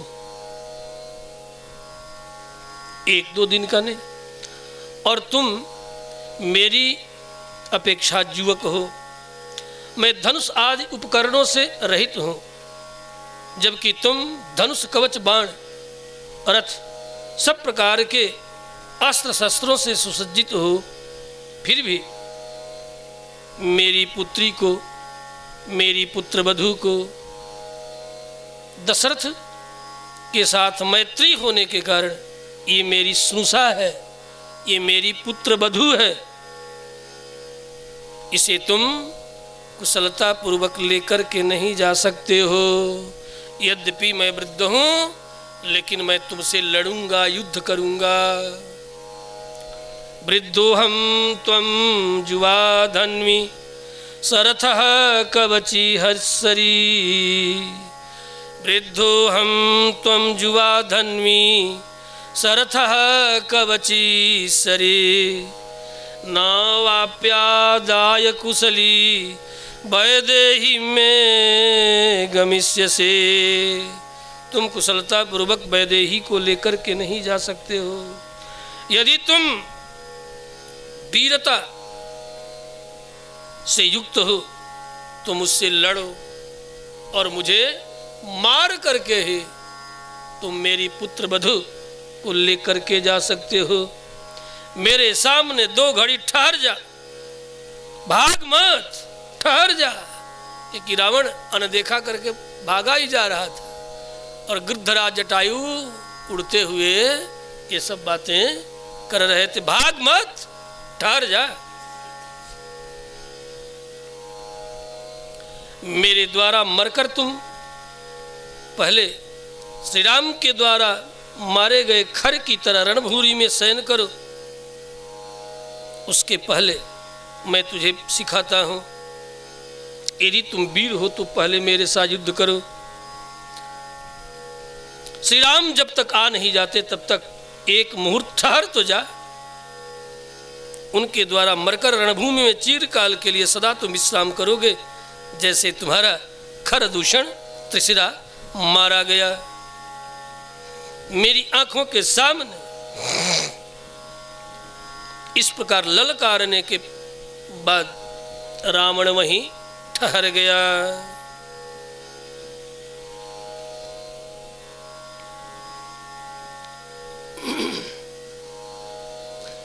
गृद्धराज जटायु दौड़े हैं, और दौड़ करके अपने चोंचों से प्रहार करके रावण को रथ से गिरा देते हैं।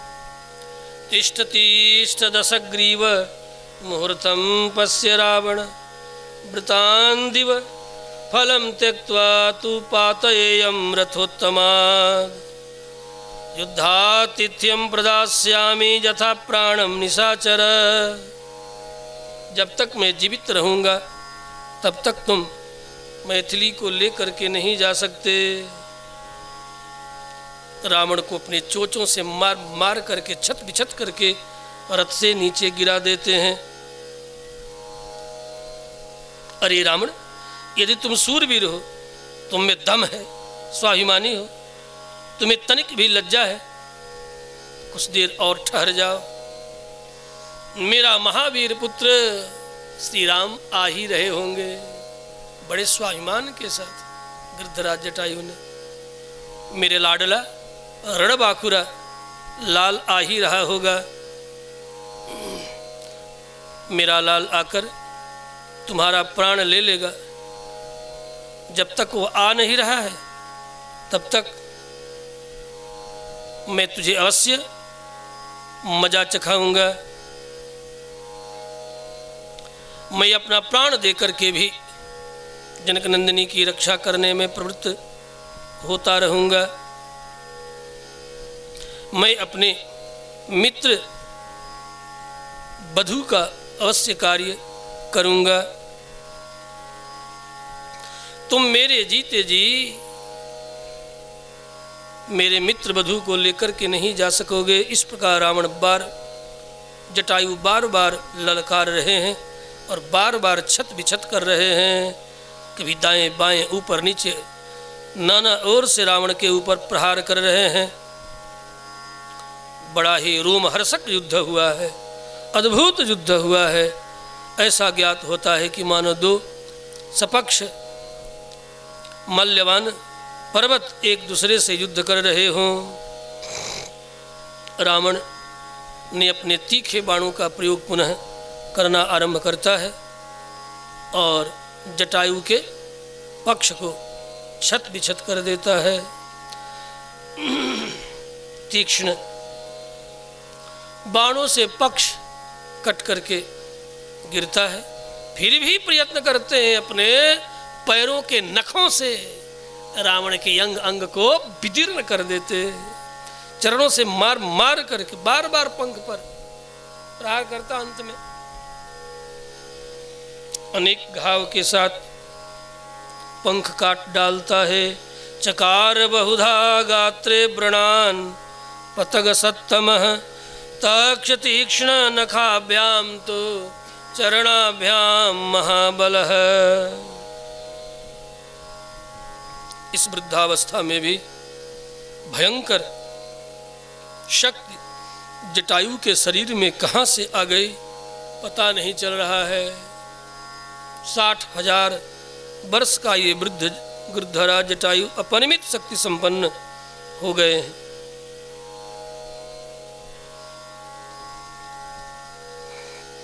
मानो ऐसा लग रहा है कि जनक नंदिनी जानकी ही अपनी ऊर्जा जटायु में भर रही हैं। अस्तु, अंत में गृद्धराज जटायु का पंख कटता है और काटे सी पंख गिरा पुनिधर ने सुमिरि राम कय अद्भुत करने। कितने भक्त हैं गृद्धराज जटायु। पंख तो काटा रावण, लेकिन भक्त ऐसे हैं कि मेरे राम के इच्छा के बिना कोई भी कार्य नहीं हो सकता। काटे सी पंख गिरा पुनिधर ने सुमिरि राम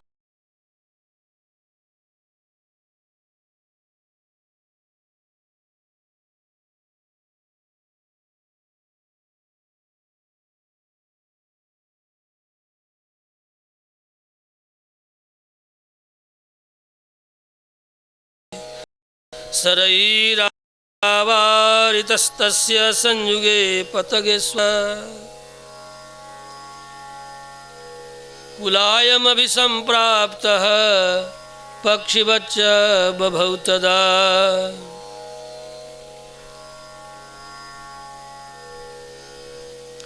सतानि सरजालानि पक्षाभ्यां तु विधूयः चरणाभ्यां महातेजा बभञ्जास्य महद्धनुः। सभग्नधन्वा विरथो हतास्व हतसारथे। बहुत भयंकर युद्ध किए हैं गिरधरा जटायु। महर्षि वाल्मीकि ने वर्णन किया, विरथ कर दिए हैं एक बार रावण को, वह भी धरती पर आ गया है।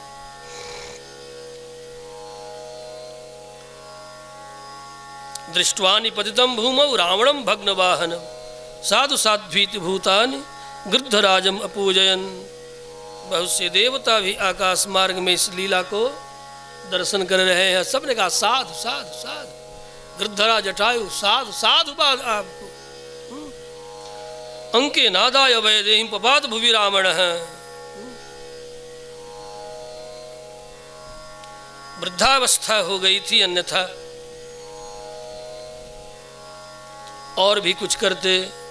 फिर आकाश मार्ग में लेकर के और सीता को विमान पर लेकर के उड़ चला। श्री रामभद्र भगवान के।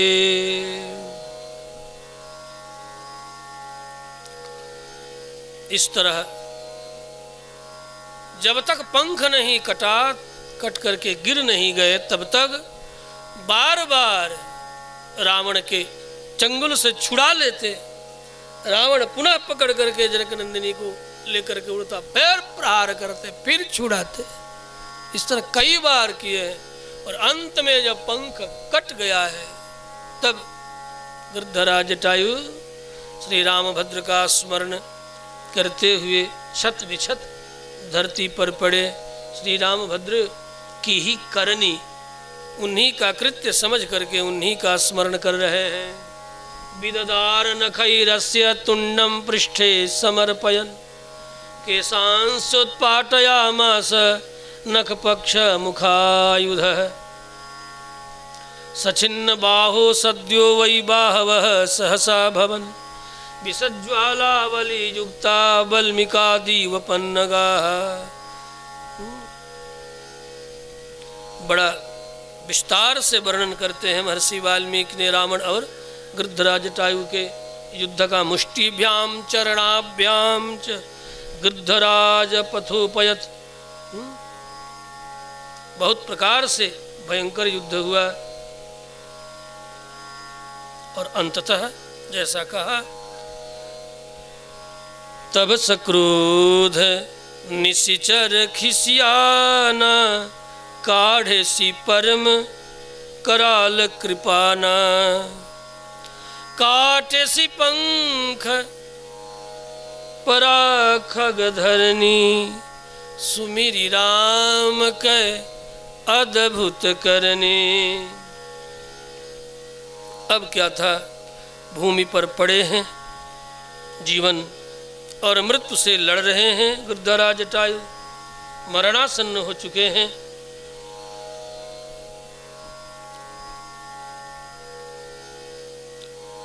इस तरह श्री रामभद्र की प्रतीक्षा कर रहे हैं। ततस्तुतं पत्ररथं महीतले निपातितं रावण वेगमर्दितं पुनश्च संगृह्य शशि प्रभानन रुरोध सीता जनकात्मजा तदा। परम श्री रामभद्र के वियोग का तो कष्ट है ही। गिरधराज जटायु ने जो प्राण देकर भी रक्षा करने का यत्न किया, जनकनंदिनी जानकी गिरधराज जटायु के इस तरह धरती पर गिरे हुए देख करके अत्यंत विलाप करती हुई, रोती हुई चली जा रही है और ये रथ पर लेकर के चला जा रहा है।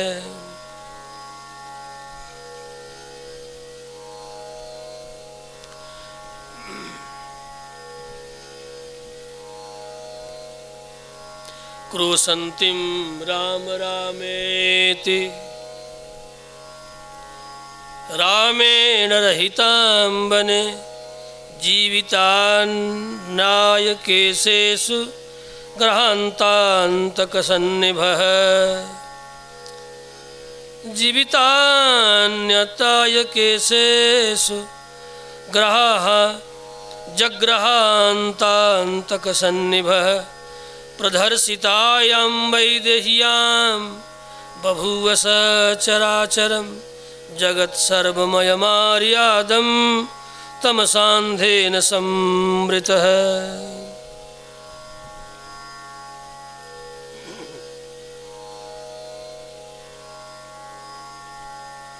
रावण लेकर के चल पड़ा है समुद्र पार कर अशोक बनिका के मध्य में जनक नंदिनी जानकी को अनेक राक्षसियों के मध्य में सुरक्षित रख देता है।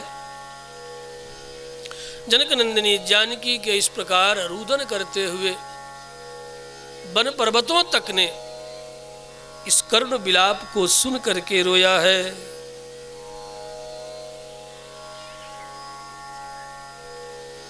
किन्हें किन्हें कहूँ, मनुष्य तो मनुष्य, पशु पक्षी भी जनक नंदिनी जानकी के वियोग को देख करके, विलाप को देख करके अत्यंत विकल हो गए हैं। ये सब के सब करुण क्रंदन कर रहे हैं। महर्षि वाल्मीकि ने वर्णन किया है, जिस समय रावण लेकर के जा रहा है, सिंह भी दौड़ रहा है, व्याघ्र भी दौड़ रहे हैं, मृग भी दौड़ रहे हैं, नीचे नीचे पक्षी दौड़ रहे हैं, और स्थिर जो वन पर्वत वृक्ष पर आदि हैं, ये सबके सब अश्रु वर्षण रो रहे हैं। जानकी जाती हुई बहुत विलाप किया है। अस्तु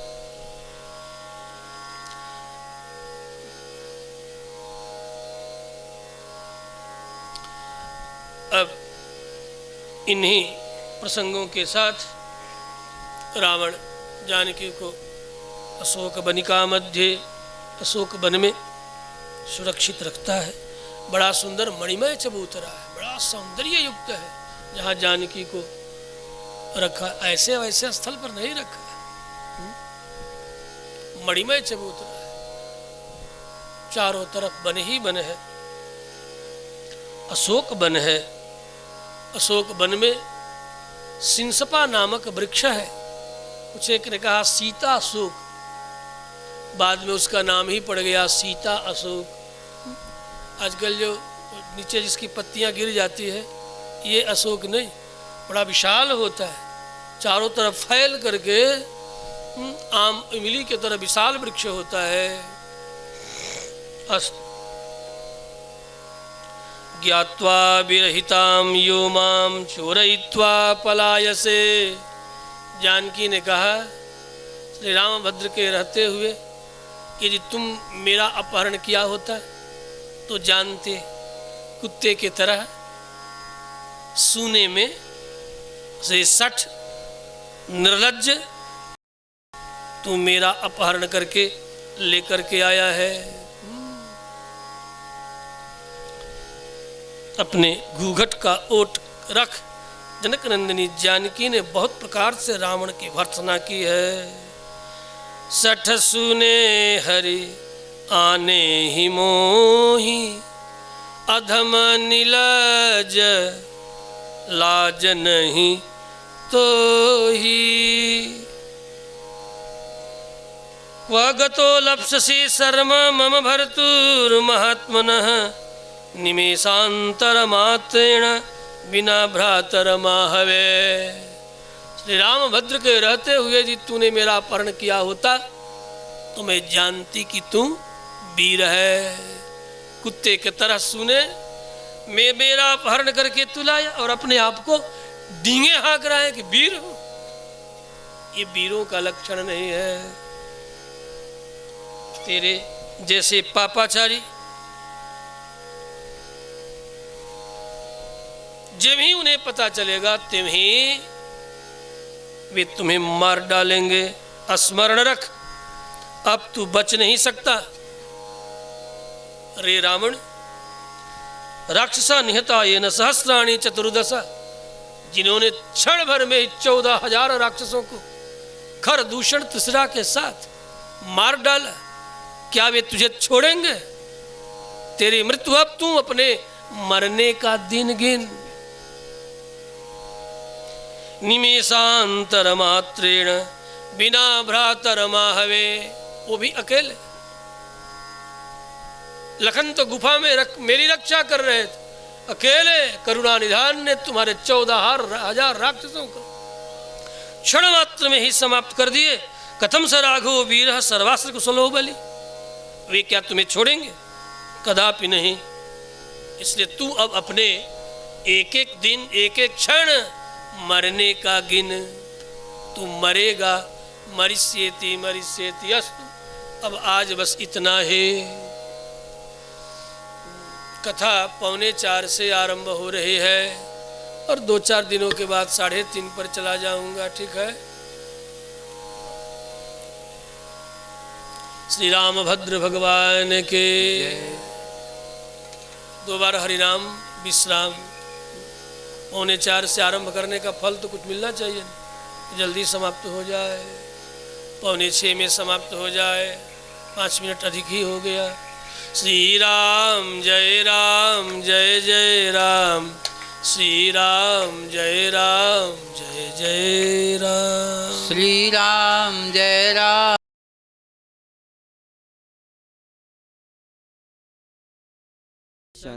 लक्ष्मी बहोरात्रे पार्श्वे नक्षत्राणि रूपमस्विनो व्याप्तं मा स्निग्धानां इखान सर्वलोकम् इखान त्रिदण्डहस्तं शीतयज्ञसूत्रं कासाय वस्त्रं रसवोर्ध्वपुण्ड्र रथाङ्कसंकृतबाहुमूलं रामानुजार्यं शरणं प्रपद्ये कासायं यज्ञसूत्रं शुचिवपुषि तथा चोर्ध्वपुण्ड्रं च भाले यस्यास्ते दक्षहस्ते कलिकुमतिगिरेन्द्रेन्द्रवज्रं त्रिदण्डं संसाराग्ने प्रशान्ते भृतजलममलं दारुपात्रं पवित्रं श्रीविश्वक्सेन सूरे पदकमलयुगं श्रेयसे संश्रयामि भारद्वाजकुलारविन्दतरणिं श्रीकृष्णसेवार्थं श्रीरामानुजयोगिराजपथिकं वादीभपञ्चाननं विश्वक्सेन पदारविन्दमधुपं तल्लब्धज्ञानामृतं भक्त्या नौमि सुदर्शनं मुनिवरं श्रीब्रह्मनिष्ठं प्रभुम् आप्तं देव्यं त्रिदण्डं गुरुवरमनिशं दीर्घबन्धुं दयालुं स्वज्ञं कैङ्कर्यनिष्ठं हरिगुरुपदयो वेदवेदान्तविज्ञं स्वचारे विश्वगार्यै यतिवरपदयो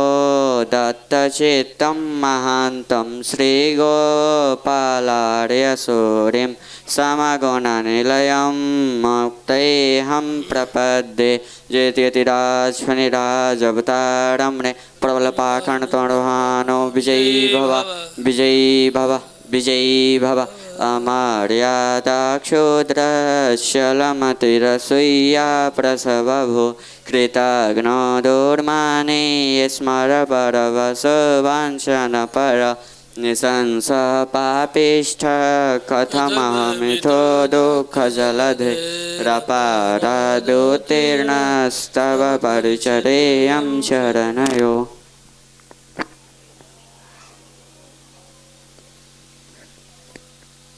श्री लक्ष्मी नारायण महायज्ञ की श्री लक्ष्मी नारायण भगवान